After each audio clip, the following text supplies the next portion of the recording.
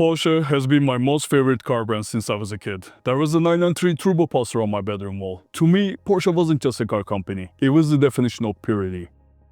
Design discipline, engineering obsession, no unnecessary drama. But here is the uncomfortable question. How did Porsche build one of the strongest design identities in automotive history? And why that identity might not be enough anymore? Let's break it down. Before Porsche became Porsche, there was Tatra. If you study the work of Hans Ledwinka and cars like the Tatra T77 and T87, you'll notice rear-mounted engines, aerodynamic teardrop forms, flowing fenders. Sound familiar? The early Volkswagen Beetle, designed by Ferdinand Porsche, shared clear architectural similarities. After World War II, Tatra sued Volkswagen for patent infringement, and Volkswagen eventually settled.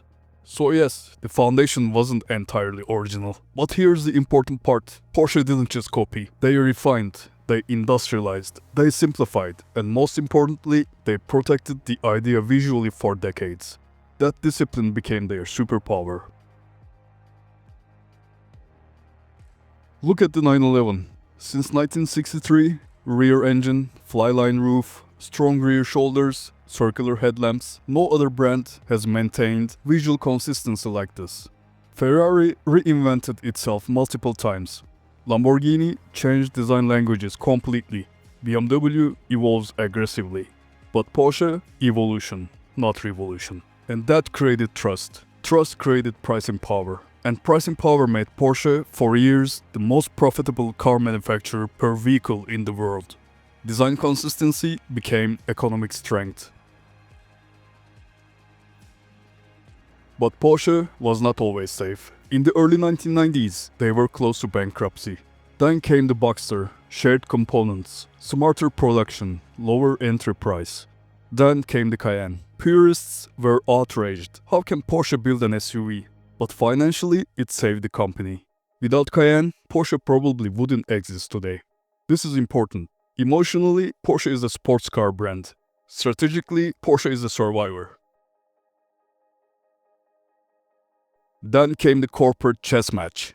Porsche attempted to acquire Volkswagen. The smaller company tried to take over the giant. It backfired. Eventually, Volkswagen Group absorbed Porsche. Today, Porsche AG operates within the Volkswagen Group structure, heavily influenced by the Porsche PF family ownership network. And that has consequences, because Volkswagen Group has emissions targets. That means Porsche cannot survive on 911 GT3s and limited sports cars alone. They need volume, they need SUVs, they need electrification. Now let's talk about the new Cayenne. Design-wise, it's excellent. It carries forward the visual direction that started with the Taycan and continued with the new Macan. The rear light signature is confident, the stance is planted, the interior architecture feels premium, layered, digital, but still Porsche. Yes, the front headlights make it slightly softer, almost friendly, but overall, from a design perspective, it's very well executed. The issue isn't design, the issue is strategy.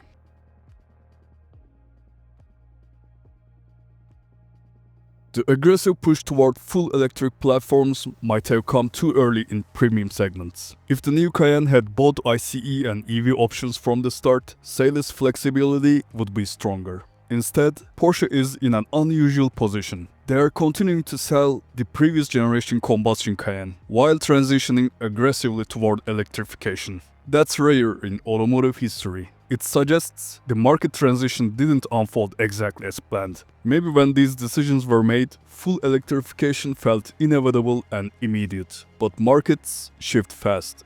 Premium customers, especially Porsche customers, don't just buy transportation, they buy sensation. For years, China was Porsche's growth engine. Now, demand is cooling. Local brands are offering strong performance, advanced software, and competitive pricing at a much faster innovation cycle.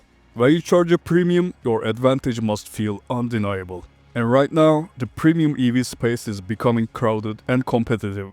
That increases pressure on every strategic decision. Porsche nearly made the next generation 718 fully electric. That would have been a fundamental shift. The 718 represents balance, lightness, mechanical engagement. Electrifying it completely could have diluted its identity. The project was delayed.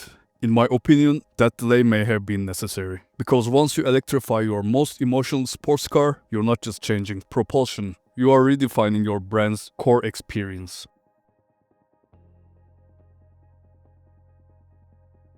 Then there's the Mission X concept. It should have been the ultimate halo statement. But visually, it felt heavy, over-sculpted, less pure than Porsche hypercars of the past.